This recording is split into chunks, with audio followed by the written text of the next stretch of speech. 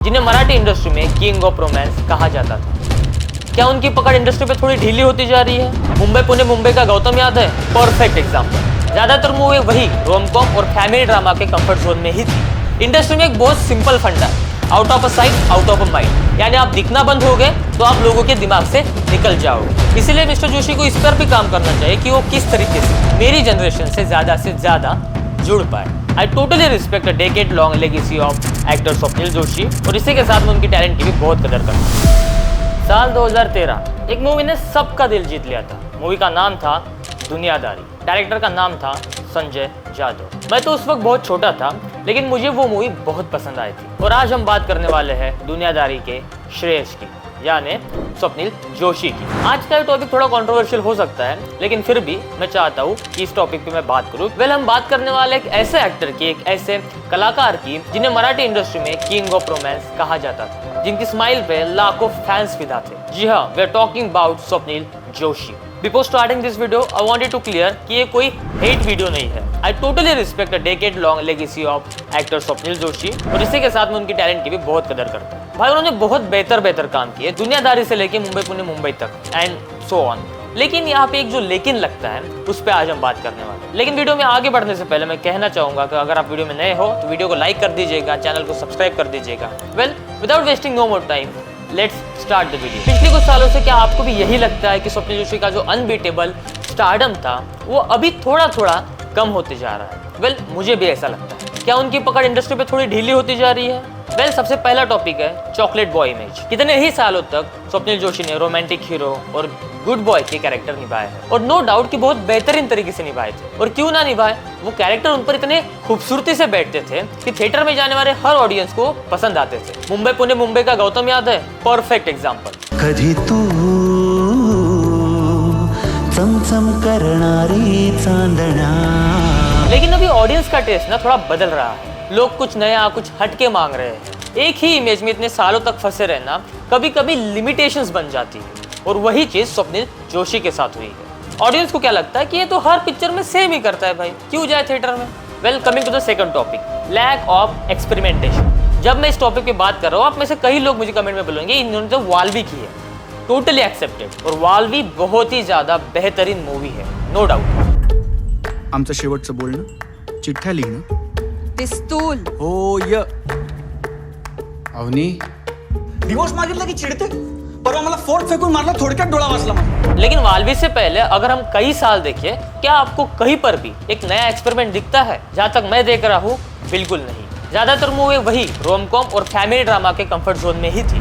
जब आप लंबे टाइम तक रिस्क नहीं लेते हो ना, तब ऑडियंस भी आपको सीरियस लेना बंद कर देती है। और जब इंडस्ट्री में कई अलग अलग नए एक्टर्स नए एक्सपेरिमेंट कर रहे हो और वहीं पर आप अगर सेफ जोन में खेल रहे हो, तो ये आपको इंडस्ट्री में पीछे ला सकता है।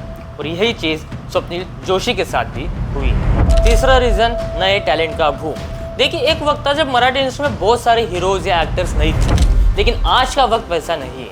आज मराठी में भी बहुत सारे नए टैलेंटेड एक्टर्स हैं, जैसे कि अमेय वाघ, ललित प्रभाकर, अंकुश चौधरी। वैसे ये लोग पहले भी थे, लेकिन आज के दिन इन्हें ज्यादा बूम मिल गया है। इसी के साथ कश्मीर महाजन, ये भी एक बहुत बढ़िया नाम है। ये बस इंडस्ट्री में उभर रहे एक्टर्स नहीं है, इसी के साथ ये लोग नई चीजें, नए सब्जेक्ट ट्राई भी कर रहे हैं, जो कि इंडस्ट्री के लिए बहुत प्लस पॉइंट होता है। और इससे भी ज्यादा प्लस पॉइंट ये है कि यूथ यानी जेन ज़ी इनके साथ बहुत ज्यादा कनेक्ट कर पा रही है। आज के दिन इंडस्ट्री में भी कंपटीशन बहुत हाई हो गया है। चौथा रीजन, OTT का जमाना। आज के दिन घर बैठे हर कोई Netflix, Amazon prime, ZTV, Sony liv, हर कोई चीज घर बैठे एंजॉय कर सकता है, नया कंटेंट एंजॉय कर सकता है। तो अभी हुआ ये है कि लोगों की जो टेस्ट है, मूवीज में जो टेस्ट है, वो भी बहुत ज्यादा इवॉल्व हो गई है। And now people want more and more good content. अभी लोगों को बस ट्रेडिशनल फिल्म स्टार नहीं, अच्छी और तगड़ी स्टोरी भी चाहिए। इसी के साथ उन्हें अच्छा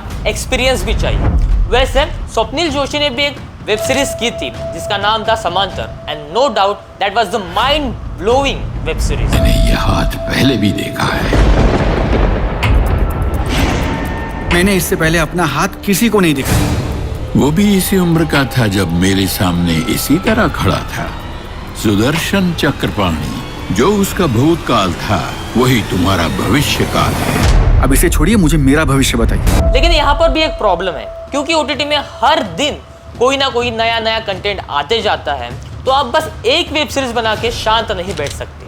आपको कंटिन्यू रहना पड़ेगा अगर आपको भी जेन ज़ी यानी यूथ के साथ कनेक्ट होना है। वेल, शॉर्टकट में कहूँ तो स्टार का ऑरा थोड़ा कम हो गया है आज के दिन। Fifth point is social media connection. आजकल के हर स्टार आप देख लीजिए, सोशल मीडिया पे बहुत एक्टिव रहते हैं, and social media is one of the very important key topic to get connected with your audience. Actors आज के दिन बिहाइंड द सीन्स ऑडियंस के साथ सीधा Q&A ऐसे बहुत सारी चीजें करते रहते हैं। इससे होता यह है कि ऑडियंस के साथ डायरेक्ट कनेक्शन बन जाता है। Swapnil Joshi no doubt social media पर है, वो इतने ज्यादा एग्रेसिवली और ट्रेंडी एक्टिव नहीं है जितना उन्हें होना चाहिए। ये बहुत इंपॉर्टेंट टॉपिक है जिसके बारे में मैं कहना चाहूंगा कि ये चीज किसी भी स्टार के लाइफ में बहुत ज्यादा इम्पैक्ट डालती है। वो जो कांस्टेंट बज़ होता है ना, वो उनके अराउंड कहीं ना कहीं मिसिंग होता जा रहा है, या मैं कहूँ मिसिंग है। रीजन नंबर 6, प्रोडक्शन पर फोकस।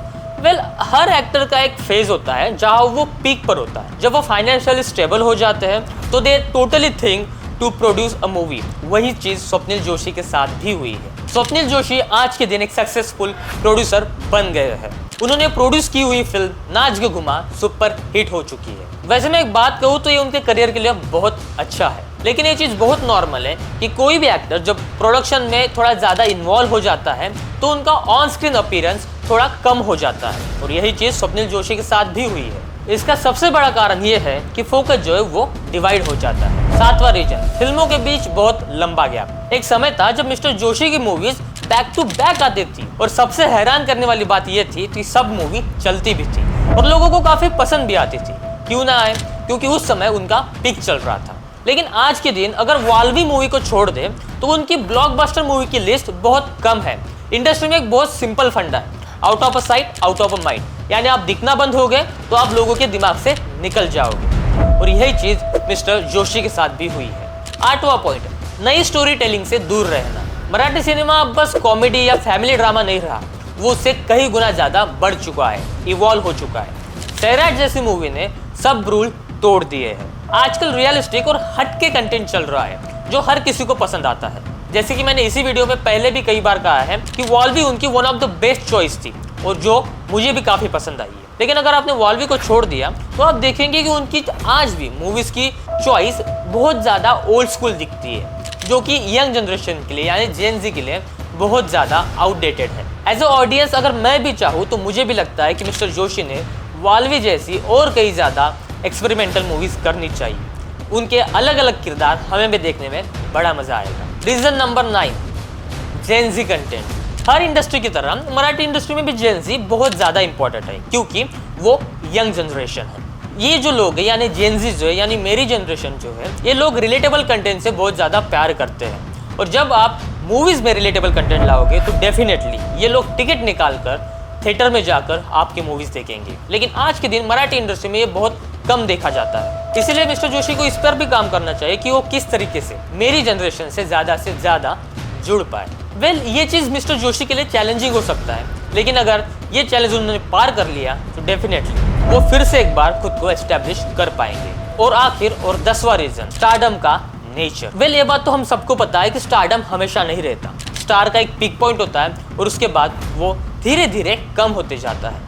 वैसे ही मिस्टर जोशी के साथ भी हुआ है, जहाँ पर वो continue back to back hit देते थे, आज वो ऑन स्क्रीन से बिहाइंड द स्क्रीन आ गए, यानी प्रोडक्शन में आ गए हैं, जो कि एक हर एक्टर का ट्रांजिशन फेज होता है। आई एक्सेप्ट, हॉलीवुड से लेके बॉलीवुड से लेके टॉलीवुड तक सब लोग यही ट्रांजिशन से गुजरते हैं। इवन शाहरुख खान ने भी यही किया है। ये कोई डाउनफॉल नहीं होता है, ये एक ट्रांजिशन होता है एक एक्टर से एक मैच्योर फिल्म मेकर बनने का। तो भाई ये थे वो 10 रीजन जिसकी वजह से मुझे लगता है कि स्वप्निल जोशी आज के दिन उतने ज़्यादा एक्टिव नहीं है जितने वो पहले थे। लेकिन इसका मतलब ये बिल्कुल भी नहीं कि उनका करियर ही खत्म हो गया है। ना ना ना ना, he is a very good actor, और वाल्वी जैसी मूवी करके उन्होंने प्रूव कर दिया है कि वो कमज़ोर नहीं है। वो आज भी पावर हाउस परफॉर्मर है जो वो पहले थे, और उसी के साथ उन्होंने नाच दो घुमा जैसी मूवी को प्रोड्यूस करके जो बॉक्स ऑफिस कलेक्शन करके दिखाया है, वो आज भी प्रूव करता है कि वो कोई कच्चे खिलाड़ी नहीं है, उनमें आज भी बहुत दम है। हो सकता है कि लूजिंग स्टारडम ना हो, एक ट्रांजिशन हो मैच्योर एक्टर का जो आज फिल्म मेकिंग के नए रास्ते ढूंढ रहा हो। आपको क्या लगता है मुझे कमेंट में जरूर बताएं। और हाँ, अगर आप वीडियो में नए हो तो चैनल को सब्सक्राइब कर लीजिएगा, चैनल को लाइक कर दीजिएगा।